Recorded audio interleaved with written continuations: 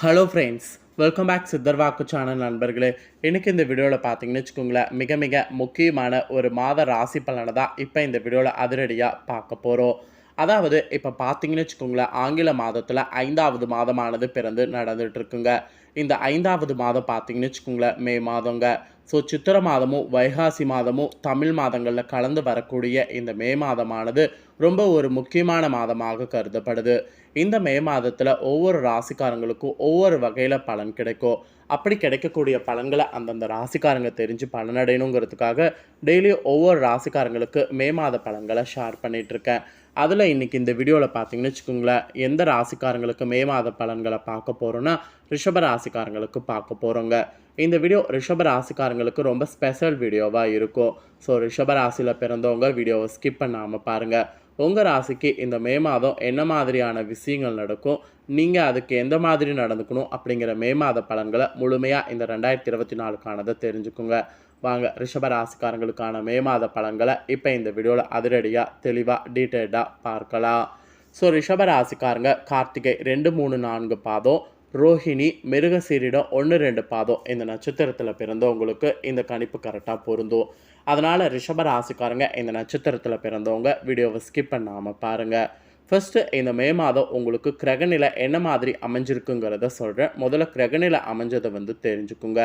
பஞ்சமஸ்தானத்தில் கேது இருக்கிறாரு, தொழில் ஸ்தானத்தில் சனி இருக்கிறாரு, லாபஸ்தானத்தில் புதன், ராகு, செவ்வாய் 3 கிரகங்களும் இருக்கிறாங்க. அயனசைன போகஸ்தானத்தில் சூரியன், குரு, சுக்கிரன் இருக்காங்க. இந்த மாதிரி தான் இந்த மே மாதம் கிரகநிலைகள் உங்களுக்கு அமைஞ்சிருக்கு. கிரகநிலைகள் இப்படி அமைஞ்சிருந்தாலும் கிரகமாற்றங்கள் வேற இந்த மே மாதம் நடக்க போகுது. கிரகமாற்றங்கள் எப்பெல்லாம் நடக்க போகுது அப்படிங்கிறதையும் சொல்கிறேன். கிரகமாற்றங்கள் நடக்கக்கூடிய தேதியும் தெரிஞ்சுக்குங்க. மே 1ஆம் தேதி அன்னைக்கு குரு பகவான் அயனசைன போகஸ்தானத்திலிருந்து ராசிக்கு மாறிட்டார். அதுக்கப்புறம் மே 7ஆம் தேதி புதன் பகவான் லாபஸ்தானத்திலிருந்து அயனசைன போகஸ்தானத்துக்கு மாற இருக்கிறாரு. 13ஆம் தேதி சூரிய பகவான் அயனசைன போகஸ்தானத்திலிருந்து ராசிக்கு மாற இருக்கிறாரு.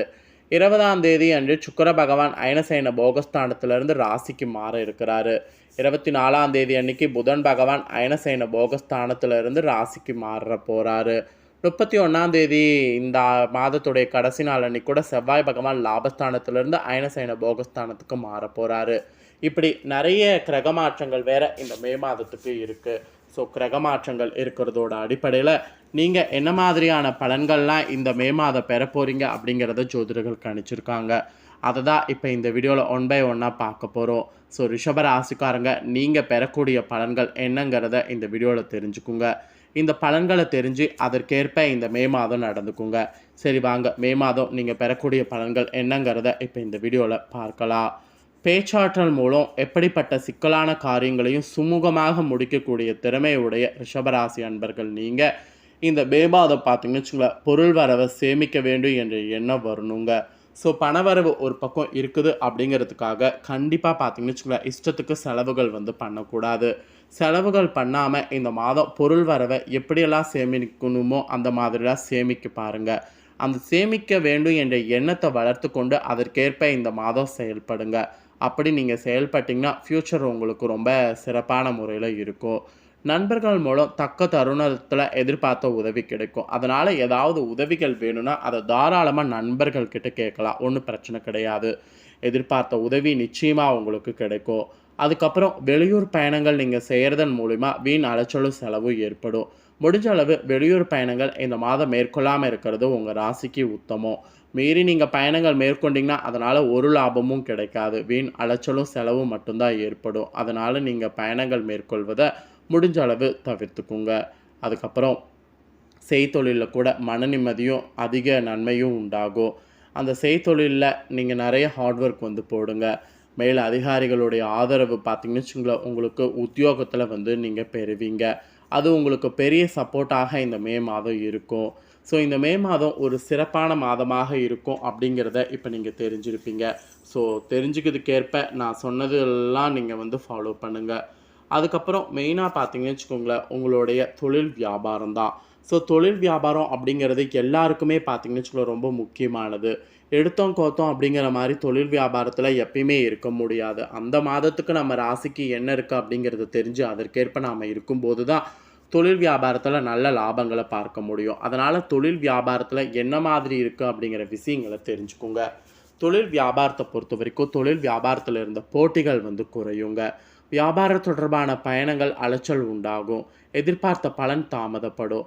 அதனால் தொழில் வியாபாரம் செய்யக்கூடியவங்க இந்த மாதம் தொழில் வியாபாரத்தில் அதிக முயற்சிகள் எதையும் பண்ண வேண்டாம்.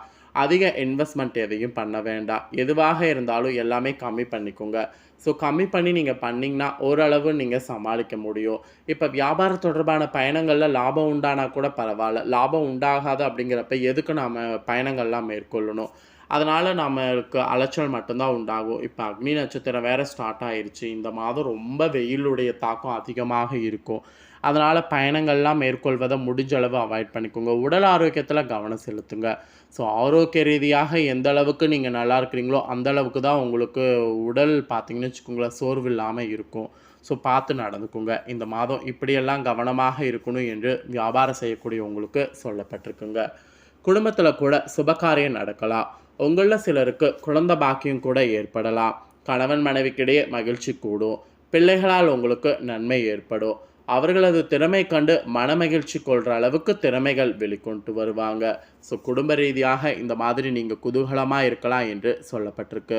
அதே நீங்கள் பெண்களாக பிறந்தவங்களுக்கு எப்படி இருக்குன்னா வீண் அலைச்சலும் செலவு ஏற்படும். சேமிக்க வேண்டும் என்ற எண்ணம் உருவாகணும். அப்போ தான் உங்களுக்கு ஃப்யூச்சர் நல்லபடியாக இருக்கும். எதிர்பார்த்த உதவி கிடைக்க பெறுவீங்க. பெருசாக பெண்கள் நீங்கள் கவலைப்பட வேண்டிய அவசியம் இல்லை. அதே போல் கலைத்துறையில் இருக்கிறவங்களுக்கு கூட சிறப்பான காலகட்டமாக இந்த மே மாதம் இருக்கும். தாமதமாகி வந்த வாய்ப்புகள் அனைத்தும் திரும்ப கிடைக்கும். அரசியலில் இருக்கக்கூடிய உங்களுக்கு இந்த காலகட்டம் மந்தமாக காணப்படும். மேலிடத்தை அனுசரித்து செல்வது நல்லது. வீண் அலைச்சலோ வேலை பலுவும் ஏற்படும். ஸோ அதனால் கலைத்துறையில் இருக்கிறவங்க கொஞ்சம் கேர்ஃபுல்லாக இருக்கணுங்க. அரசியலில் இருக்கிறவங்களும் இந்த காலகட்டம் மந்தமாக இருக்கிறதுனால கேர்ஃபுல்லாக இருக்கணுங்க. ஸோ 2 துறையில் இருக்கிறவங்களும் இந்த மாதம் கேர்ஃபுல்லாக இருக்கணும்னு சொல்லப்பட்டிருக்கு. மாணவர்களுக்கு கூட கல்வியில் இருந்த போட்டிகள் நீங்கும். எதிர்பார்த்த வெற்றி கிடைக்கும். மனதில் தன்னம்பிக்கை உண்டாகும். ஸோ மாணவர்களுக்கு இந்த மாதம் எதுவும் பெருசாக நஷ்டம் கிடையாதுங்க.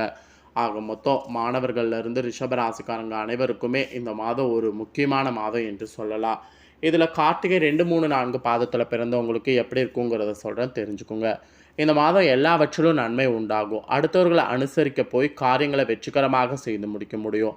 எதிர்பாராத செலவு ஏற்படும். சிந்தித்து செயல்படுவது நன்மை தரும். பணவரவு இருக்கும். அடுத்தவர் நலனுக்காக பாடுபட வேண்டி இருக்கும். பெரியோர் உதவி கிடைக்கும். காரிய தடைகள் வரலாம்.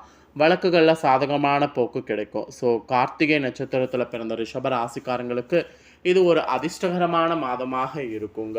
அதுக்கப்புறம் கார்த்திகை நட்சத்திரத்தை தொடர்ந்து ரோஹிணி நட்சத்திரத்தில் பிறந்தவங்களுக்கு எப்படி இருக்குங்கிறத சொல்கிறத தெரிஞ்சுக்குங்க. ரோஹிணி நட்சத்திரக்காரங்களுக்கு இந்த மாதம் நண்பர்களிடம் கவனமாக பழகிறது நல்லது. தொழில் வியாபாரம் தொடர்பாக பயணங்கள் செல்ல வேண்டி இருக்கும். பார்ட்னர்களோடு அனுசரித்து செல்வது நல்லது. உத்தியோகத்தில் இருப்பவர்கள் சக ஊழியர்களோடு விட்டு கொடுத்து செல்வது நல்லது. வீண் அலைச்சல் உண்டாகலாம். குடும்பத்தில் இருப்பவர்களோடு அவ்வப்போது வாக்குவாதம் உண்டாகலாம். அதனால் ரோஹிணி நட்சத்திரத்தில் பிறந்தவங்க இந்த மாதம் கவனமாக இருக்க வேண்டியது அவசியங்க. அதுக்கப்புறமா மிருகசீரிடம் 1, 2 பாதத்தில் பிறந்த ரிஷபராசிக்காரங்களுக்கு எப்படி இருக்குங்கிறத சொல்கிற நோட் பண்ணிக்கோங்க. இந்த மாதம் கணவன் மனைவியாக இருக்கிறவங்க ஒருவர் அனுசரித்து செல்வது கருத்து வேற்றுமை வராமல் தடுக்கும். பிள்ளைகள் நீங்கள் சொல்வதை கேட்டு நடப்பது மனதுக்கு உங்களுக்கு திருப்தி தரும். உறவினர்களோடு வாக்குவாதத்தை தவிர்க்கிறது நல்லது. வரவுக்கேற்ற செலவு இருக்கும். மற்றவர்கள் பிரச்சனை தீட பாடுபடணும். காரிய தடை தாமதம் ஏற்படலாம். ஸோ அதனால் காரிய தடை தாமதம் உண்டாகாமல் இருக்கிற மாதிரி பார்த்துக்கணும்.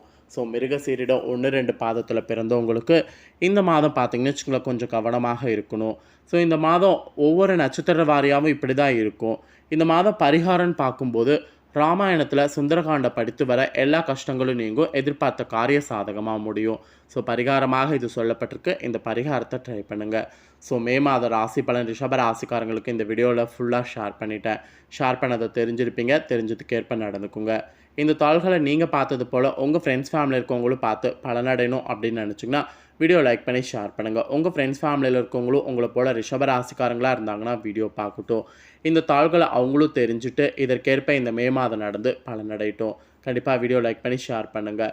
மேலும் இதே போல் புதிய அப்டேட்டான நிறைய வீடியோ நம்ம சேனலில் போடப்படும். அது எல்லாத்தையுமே உடனுக்குடனே தெரிந்து கொள்ள மறக்காமல் நம்ம சேனலை சப்ஸ்கிரைப் பண்ணுங்கள். கூடவே பெல் பண்ண ப்ரெஸ் பண்ணுங்கள். ஃபஸ்ட் டைம் பார்க்குறவங்க சப்ஸ்கிரைப் பண்ணாதவங்க சப்ஸ்கிரைப் பண்ணி பெல் பண்ண ப்ரெஸ் பண்ணிட்டீங்கன்னு வச்சுக்கோங்களேன்.